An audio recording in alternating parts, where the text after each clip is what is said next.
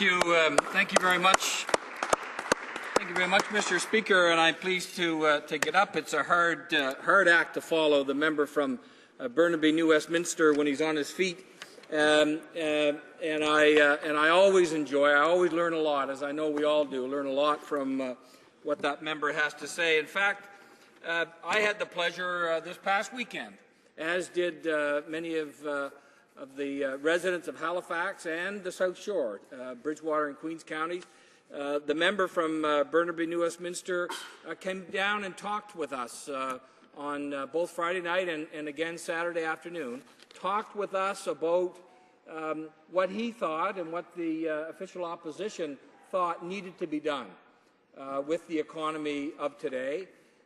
He talked at some length about that. He also talked at some length about the wrong-headed priorities of this government, which we found quite interesting. We also, and I was there with them, we also took the opportunity to listen to a number of constituents in those areas who talked about some of the concerns that they had with respect to the economy and some of the things that they were doing. There was a community development, business development officer there from Lunenburg, Queens, who talked a lot about how the economy of that region is changing and what they're doing to try to deal with those kinds of changes, and what we could do at the federal level, what could be done by this government or by the NDP government that will be formed in 2015 in order to properly support the South Shore of Nova Scotia and other regional communities throughout this country. And they and the people that attended those meetings felt very comfortable with the information and the inspiration that the member from Burnaby, New Westminster left them with. So I thank him for that. I want to talk for a few moments about this report, the report of the Standing Committee on Finance. It's known as a pre-budget consultation. That this represents a pre-budget consultation, and as the member from Burnaby, New Westminster mentioned, there is a minority report in here because the NDP members, the opposition, official opposition members that were on that committee, did not feel that the majority report properly reflected some of the concerns there were some issues that were not addressed. There were some ideas that and some concerns that witnesses had that were not properly reflected. And so we followed up, or the members of the committee followed up with a minority report. But it is important to note that it was an important consultation. It did give an opportunity for Canadians to talk about, with an important committee of this House, to talk with them about important issues that affect the economy, that affect their communities, that affect their families. And we noted that, and we acknowledge that and say that there is no question that is a good thing. And I'm going to talk about that for a minute, but I got to tell you that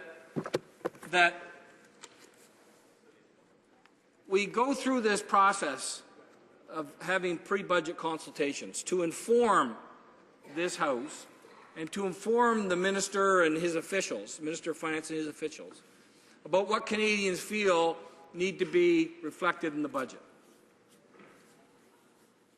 And after that happens, the Prime Minister of this country, when he's on a sojourn across the water at a think tank opportunity in Davos, Switzerland, decides to announce that a program that is so important, is so critical to seniors in this country, is going to be changed. He just sort of mentioned that in passing over, I don't know, over Pops, over Chardonnay. I don't know what he was drinking at the time. But he just sort of mentioned it in passing.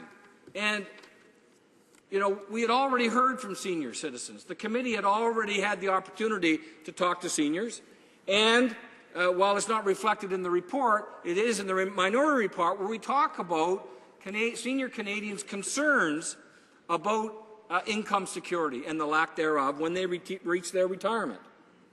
A very serious concern, without question. Had they known that the government was going to change the OAS that most preponderantly advantages low-income seniors, I tell you, seniors would have been outraged, and they would have lined up to attend these hearings that were held, these meetings that were held across the country. And that's what troubles me about this. You know, we go through the facade of having these consultations. We ask Canadians to contribute to our understanding and to this chamber's understanding of what their concerns are and what we should do, and then this government just unilaterally comes out with what it's going to do. It's going to affect hundreds of thousands of seniors in this country. Healthcare is another example. Healthcare, an important issue, fundamental to the lives of Canadians, to the success of many organizations, many businesses in this country. And the Minister of Finance unilaterally announces to the First Ministers of the provinces what the funding formula is going to be over the next number of years. No discussion, no consultation. Shame. No talk about how they're going to work together with the provinces in order to make sure that the health care that's so important to the people of this country, people in my province in Nova Scotia, the people of Dartmouth, Cole Harbour, is not only maintained but is restored and reinvigorated, modernized, and properly funded. There has been no attempt to have those discussions.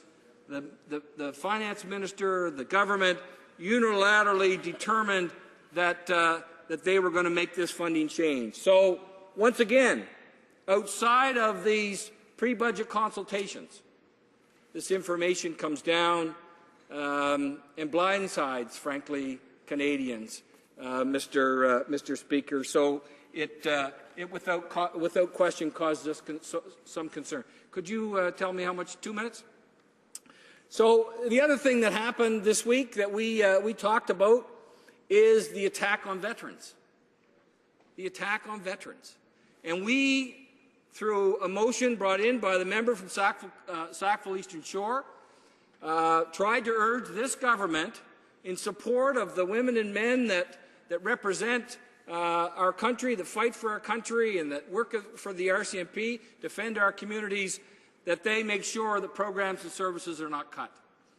And they did not support that. So I'm sufficiently troubled about this fact, Mr. Speaker, that I suggest that this government and members in this House need to have some time to reflect. So I'm going to move a motion at this particular point in time.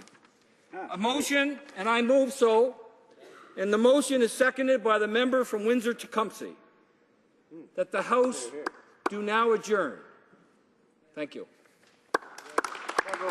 Thank you very much, Mr. Speaker. I enjoyed the presentation by the member from Dartmouth, Cole Harbour. Speaking of the economic failures of this government, which are many, I know that he couldn't in 10 minutes fully spell out all of the failures we've seen, the job losses, manufacturing job losses, but I'd like him to speak, if he could, Mr. Speaker, just for a moment to how the NDP addresses these kinds of economic considerations.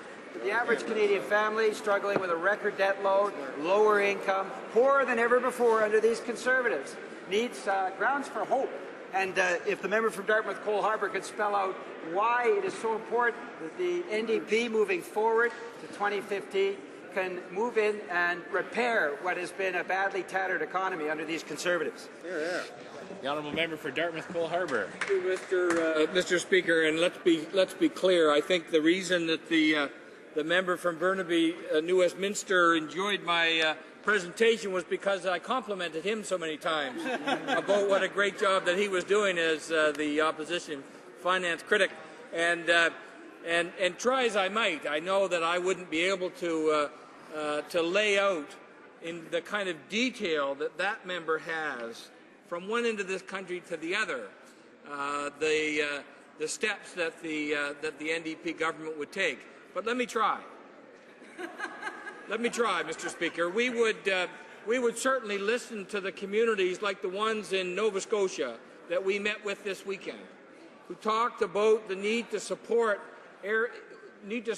funding programs like community economic development, an area that this government is going to cut through their devastating cuts to ACOA, Mr. Speaker, that we would focus on the kind of priorities that they're making, which we believe are wrong, the corporate tax cuts, and that we would restore that so that we have the revenue to be able to direct money to veterans, to seniors, to the people who desperately need support. One of the things that we've witnessed in this government since 2005, we had a manufacturing deficit of around $16 billion. That has now climbed to $80 billion. Whoa. So we are in an $80 billion manufacturing deficit, value-added jobs that have lost. I'd like to ask my colleague the effect that's had on Canadians as we become more of a service and more of a natural resource nation versus that of the good manufacturing jobs that are actually being won in the United States. They actually have a plan to actually rehabilitate, and they are actually on the rise in the United States, and they're actually taking some of our Canadian jobs. Where's our plan? The honourable member for Dartmouth, Cole Harbour.